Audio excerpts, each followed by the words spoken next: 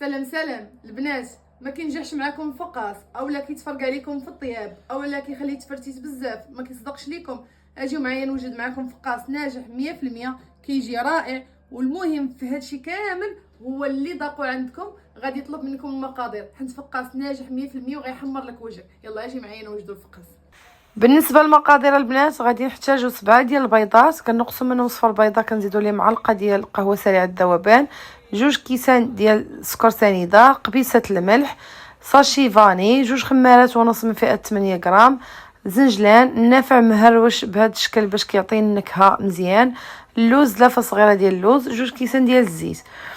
هنا بالنسبه للطريقه كناخذ صفر ديال 7 البيضات ناقص صفر، يعني 6 البيضات وابيض بيضه، كنضيف ليه سنيده، النافع، زنجلان البنات تقريبا كاس صغير.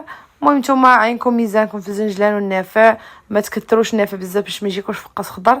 صافي كنطحن نخلط مزيان باش هذيك الحروشيه ديال المكونات دغيا تذوب ليا سنيده. كنضيف 2 كيسان ديال الزيت، كنضيف البنات كما كتشوفوا معايا هنا اللوز قدرت تزيدوا قدرت تنقصوا ماشي مشكل. المهم هنا بالنسبه للمقادير ديالي انا غنعطيكم مقادير مضبوطه. 2 خمارات ونص ديال من فئه 8 غرام، كنضيف كيلو ديال الدقيق. الطريقه ديالو ساهله البنات. هنا هذا هو الشكل كيفاش العجينه خاصها تجي، ما تبقاوش تضيفوا في الدقيق حتى من القياس تجي تتنشف.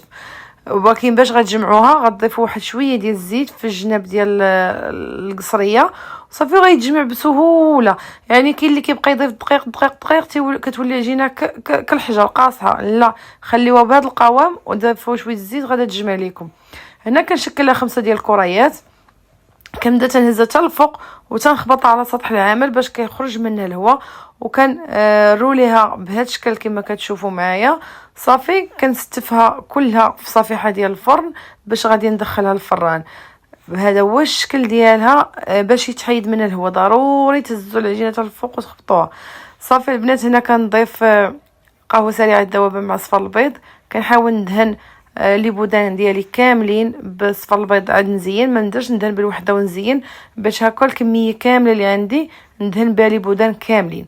كما كتشوفوا كنحاول نوزع كل شيء باش يجيو متساويين. صافي كناخذ واحد فرشيطه كنزوقها بطريقه تقليديه المبسطه العاديه ديال الفقاس. الطريقه كتجي زوينه، كيجي حتى الرمج فيهم زوين. كتاخذوا واحد ابره معقمه كتحاولوا تقبوا كامل. هذا السر من اسرار نجاح الفقاس، ضروري تقبوا كامل باش ما يتفرقاش ليكم ويخرج منه الهواء.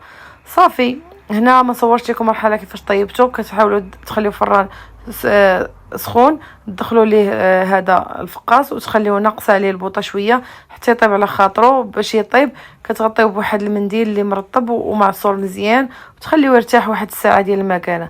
هنا كما كتشوفوا معايا انا خليته تقريبا ساعه ما خلاش ليا الكسور. شوفوا كيفاش ديجا كيتقطع بسهوله. هنا كنصور بايد وكنقطع باش نوريكم، وكيجي شكل ديالو زوين. اللوز البنات بالنسبه للوز ضروري ترقدوه في مزهر ليله كامله يبات في مزهر، وكيجي ساهل في التقطاع، ما كيخسرش لكم الفقاس اولا كيدقدقوا، كيجي ساهل في تقطاع الفقاس. ضروري ترقد في مزهر حتى داك المذاق ديال المزهر كيجي زوين في الفقاس. صافي هنا غادي نستفوه في صفيحه ديال الفرن وندخلو باش نحمرو الفران ضروري يكون سخون، ونحطو الفوق حتى يسخن الفقاس ويدخل فيه الصهد، عاد نهبطو نحمرو باش ما يتعطلش عليا. ولكن ضروري ما ديروا واحد الكرسي وتجلسوا حدا الفران باش ما يتحرقش ليكم اولا يتلهب ليكم. هو السر تا هو خاصكم تبقاو حداه باش يطيب على خاطره. ايوا صافي البنات هذا هو الشكل النهائي. شوفوا ليا كيفاش جا، كيجي رائع رائع رائع رائع. واللي ضاقوا عندكم غادي يقول لكم عطوني المقادير، وحتى اللي عمرو ما كلاه وكلاه عندكم غادي يعجبوا الفقاس. ثقوا بيا جربوا ما غاديش تندموا ليه. ولا بقيتوا وصلتوا معايا حتى هنا ما تنساوش تخليوه ليا حركه الاكسبلور وديروا جيم البنات وبارطاجيو مع صحاباتكم معارفكم اللي عمرو ما صوبوا فقاس يصوبوا بالطريقه ما غاديش يندم عليه.